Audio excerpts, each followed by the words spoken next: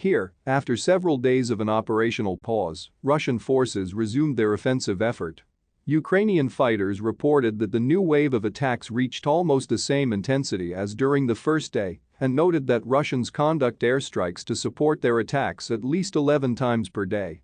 Nonetheless, accumulated losses of equipment and personnel have visibly led to the exhaustion of the Russian offensive capabilities, as each subsequent wave of attacks is notably weaker than the previous ones. And this is not surprising because, based only on the videos available on social media, Russians lost at least 63 tanks and armored fighting vehicles only on the northern flank of Avdiivka. As you can notice, most of the equipment was destroyed before it even reached the front, indicating that Ukrainian forces targeted Russian columns relentlessly. A fighter from the 24 Assault Brigade reported that the onslaught that Russians have suffered in this region is already incomparable to what we saw in Volodar, making one of the biggest Russian defeats. By the way, Russians already lost the first and only tree line in front of Krasnohorivka that they initially managed to capture in the aftermath of this extensive mechanized assault because today's geolocated footage revealed that Russian forces were destroyed right in front of it.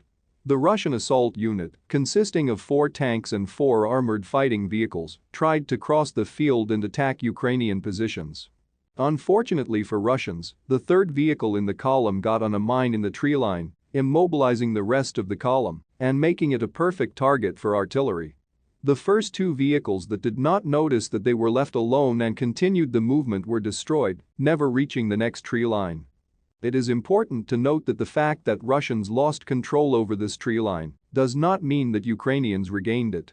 A Russian soldier from Avdiivka explained this situation and said that when Russians initially established control over the trenches and fortification in this tree line, Ukrainians shelled it intensely with artillery and tanks to the point where all trenches disappeared.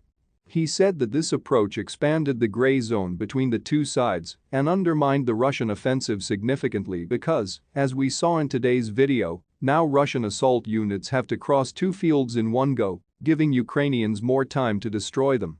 On top of that, recently released footage showed operations of Ukrainian mine-laying drones, which were produced on the basis of simple radio-controlled cars. These drones are deploying anti-tank mines not only as close to Russian positions as possible, but also on the trails made by the Russian tanks to ensure that if the next assault unit tries to use the safe and tested route, it will for sure get on a mine.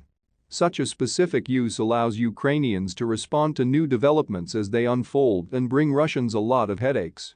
It is important not to forget that Ukrainians also control the Terrakin, which is a 25-meter-high artificial mount, which Ukrainians equipped with machine guns and ATGM positions. The ATGM crews have a wonderful view of the field where Russians try to advance and have no problem in targeting and destroying Russian tanks and armored fighting vehicles. The Russian soldier concluded that the whole offensive is a mistake and is not worth the losses Russians incurred. He complained about insufficient preparation and lack of counter-battery fire.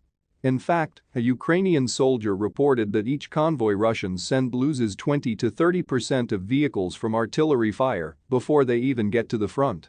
And Russians are hesitant to compensate for this with their aviation because Ukrainians destroyed 5 Russian fighter jets over the last 10 days, including 1 today and 1 yesterday.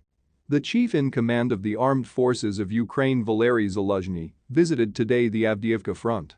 He said that he met with the high-level and brigade commanders that are operating in Avdiivka and identified what they need to do to neutralize the Russian offensive efforts and what are the urgent needs of the brigades that are holding defense.